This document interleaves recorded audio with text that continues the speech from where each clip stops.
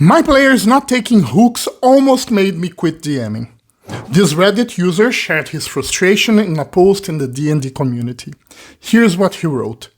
I've been DMing and playing with my friends for years, but this is the first time this happened to me. We decided to start a campaign in Eberron, and it's been fun for the first 3 levels until we entered Sharn.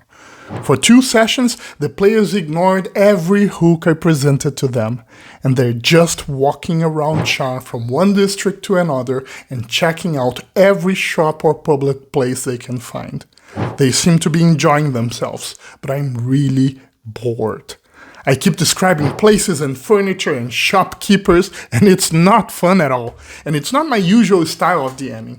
I like cliffhangings and strong sessions where things happen, but I don't want to force the plot on the players if they're not interested in them. It's just so frustrating, and I don't know what to do to break this cycle.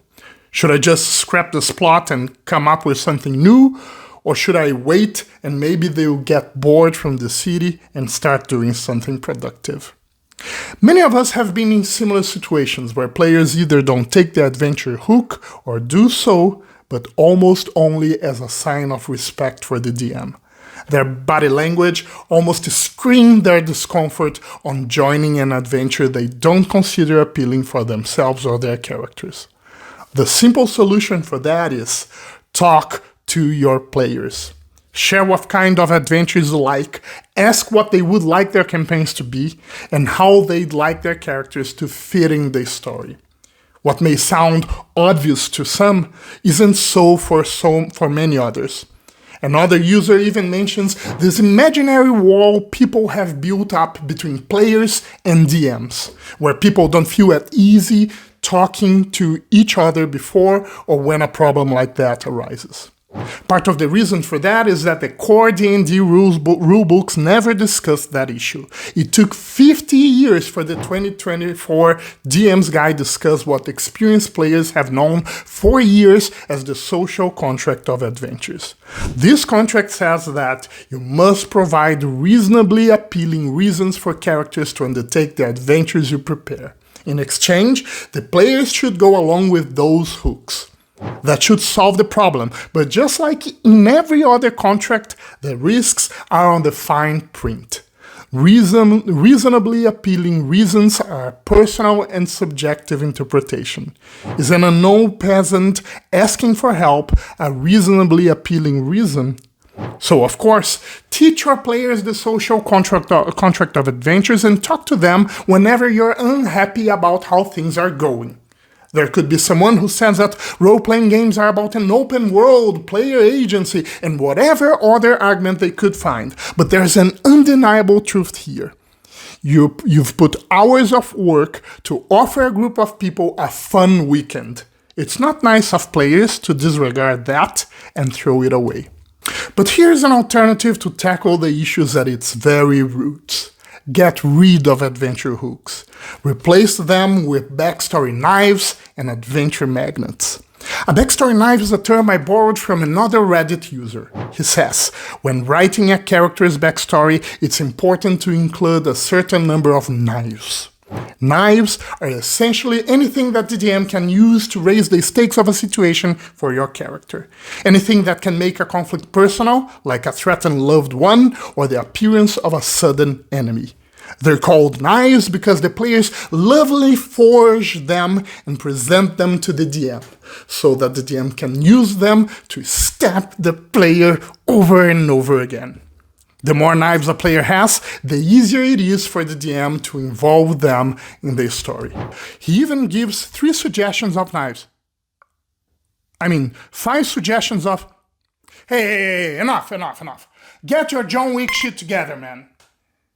Well, you get the point. As he says himself, any part of your backstory that could be used against you is considered a knife. A skilled DM will use these knives to get at your character and get you invested in the story. A really good DM can bundle different characters' knives together into one giant knife. Because we're all secretly masochists when it comes to D&D, the more knives you hand out often means the more rewarding the story will be. Then there are adventure magnets. Adventure magnets are the player's end of the social contract of adventures, establishing what is reasonably appealing for their characters. They are the elements from character backstories that signal their goals and motivations, their core values and emotional bonds. They work as if the player said, if I'm exposed to situations that tap into those values or bonds, I will take action. They offer GMs the tools to craft compelling hooks directly tied to them.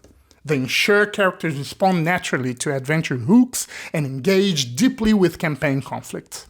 Adventure magnets are essentially what truly matters to a character, and they should be aligned with what players value and want to explore in their role-playing. Vows to protect nature or the downtrodden, faith, or quests received from their factions all fall under that category. As players create their backstories, they contribute with backstory knives and adventure magnets that the DM can weave into campaign conflicts, naturally drawing their characters. They are the connections that DMs and players can create between characters and the campaign. And that's why it's so useful to talk, adjust, and align them in session 0. They help DMs align the campaign's overall goals with the characters. And when players pursue a quest closely tied to their characters, the adventure becomes more meaningful to them.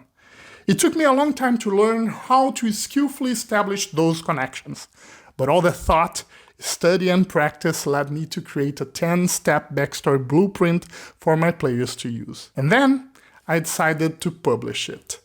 The Ultimate Guide for Characters That Matter presents what no Dungeons & Dragons 5th edition sourcebook offers: a clear and comprehensive guideline for players to create character backstories that matter in 10 straightforward steps. It has 50 pages of ingenious ideas to inspire players to create their backstories, key questions, practical tables, clear examples, and helpful sourcebook references.